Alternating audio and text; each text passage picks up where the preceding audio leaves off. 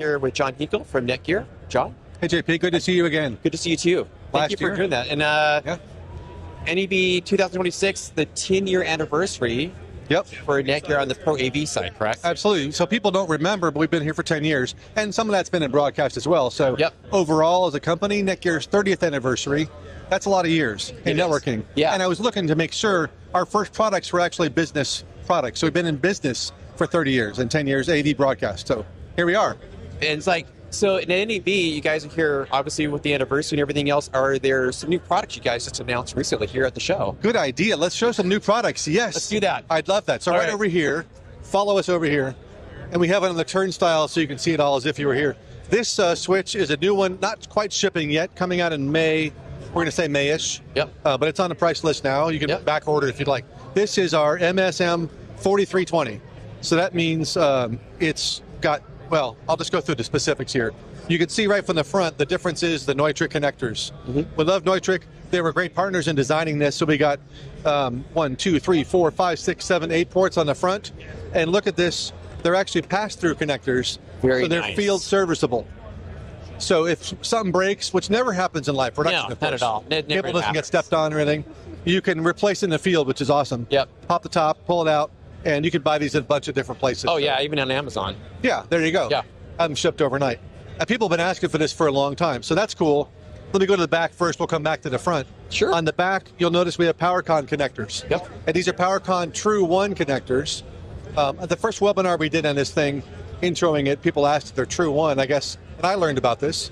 You probably already knew. The PowerCON True1 means you can disconnect them under load. So if you're out in the field and you got some live production, something happens for some reason, the switch, you don't have to go turn the power off and then disconnect it and then turn it back on. So under load, you can do that for PowerCON. Very nice. So that's pretty cool. And all these cards you see on the top of the unit here, let me swing back around to the front. No other switch like this has this sort of interface slot. So we made an optional interface card slot. Well, we'll give you one with the unit. We'll give you one with SFP cards, 4 SFP slots for uplinks, and those are up to 25 gigs a piece. So there's 100 gig of uplink right there.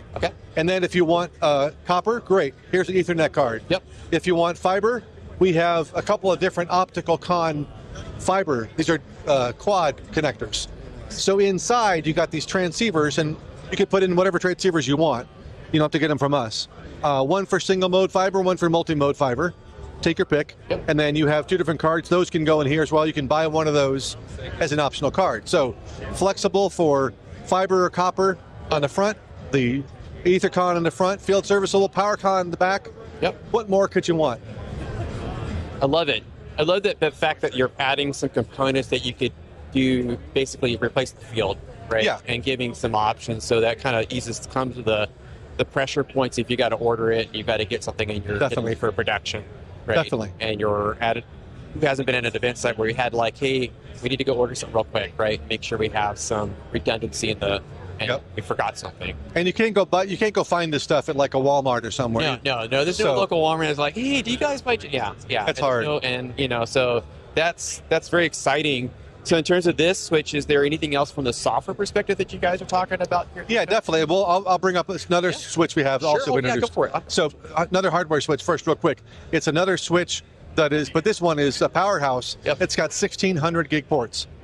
So that's simple. It's a very, very low price point for that horsepower. It's pretty amazing. And that's just real simple. It's non-blocking, which I guess isn't a problem anymore for us. For some switch vendors, you can't use all 16 ports at full speed. With this switch you can, of course. So we're recognizing as all these streams, all these live streams and other streams are getting so advanced, there's a lot of data there. So we have a 1,600 gig switch as well we introduced. That's available now to the channel. And then software you mentioned, each of our switches for years have had this AV software built in, the AVOS, I call it. What we did was take that switch, that software out of it, and built what we call the Engage software. So some people, had a guy earlier today, didn't know they had Engage. Engage is great for multiple switches. So whether you have a bunch of these or our other switches, M4250s for audio, for comms as well, they're great for that. You can use Engage software for doing all the great profile-based stuff we have on multiple switches. So with Engage, the new thing is offline provisioning. So if you don't have the switches yet, but you want to design your network, You can do it in your office in Southern California and then send it off to somebody else, wherever they are. When they get the switches, they plug them in, and they get onboarded automatically with all those settings. So almost like having a template, almost basically ready to go. Yeah, that's exactly what it is. So it's like that's basically, which is nice too. You hit on the key point is when you are deploying the switches, is the multi-traffic or multicasting that's occurring with comms and everything else being distributed over that. So that becomes another area. So that's going to be nice. That you're People forget, and I think some of our biggest installations have been comms. Yeah, like Laurent, our product line manager, is from Paris, and he checked out the Olympics. It was before the switch was online, but and before the software was really ready. But with all the comms involved in that, there's so many hundreds of, maybe thousands of control stations. Yeah, people doing live events understand that. They know that's that true. Yeah, that's more than us. But that's where we're seeing a huge growth in our switches is comms and also audio, which has been that way for years, audio over IP. Yeah. Well, and I think that's another, you hit, again, and I think going back to the point of the comms and everything else is that distributed part of the process, the production teams, is your teams are spread out all over, right? Yes. You've got your on-site team, you've got teams remotely that are managing as another tier level to support the other production teams, especially for the Olympics, right? Where you've got so many different entities involved. It's huge. And I know REMI is a huge thing in broadcast, of course, these days, more so than ever. And I go back to the COVID times when the guy's in this garage switching with some switcher, raw switcher in his garage at home. And that's amazing that actually worked to me, coming from, broadcasting a number of years. That's incredible. But now that's kind of the norm. It's like, yes, we're going to include all these remote studios somewhere, and they're just part of the process. I think that, and I think here, especially at the show, we're kind of seeing that at NAB is about REMI and the remote production. Is that it hasn't been there, to your point. It has, and now it's evolving, and now as these different technologies come into play, take greater efficiency in terms of management and other overhead and the deployment that you're talking about with the templates and everything else. Yeah, so we're just trying to make it easier for everybody, again.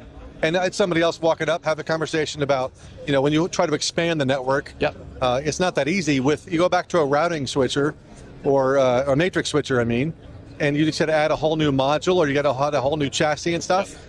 With IP-based stuff, you just add another switch.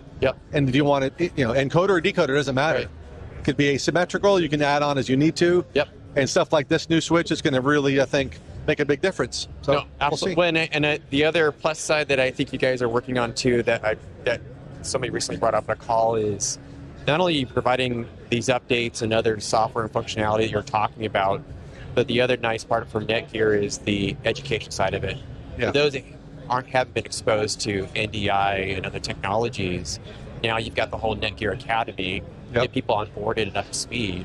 So as they start deploying these types of solutions, as you guys roll that out, you have a whole other academy that helps them onboard them for that process. And that's free, we know that. And I think that the neatest thing about that is that we're actually hosting like a dozen, I think, or maybe more, other manufacturers courses on our academy now too. Oh, wow. So our awesome trainer, Gus Marcondes. Yes, good Gus. Everybody loves Gus.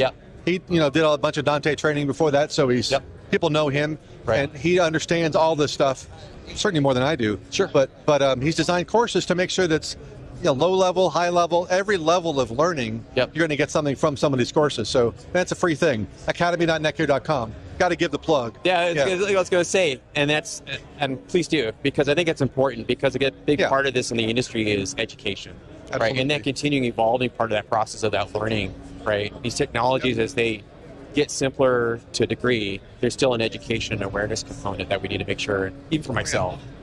So exactly. We had a guy stop by today and said, well, I just took your ST2110 course and passed that. I'm like, that's great. Thank you very much. They're proud and they're happy to show that they've actually invested some time and learned something. It's great. Oh, that's fantastic. John, thank you.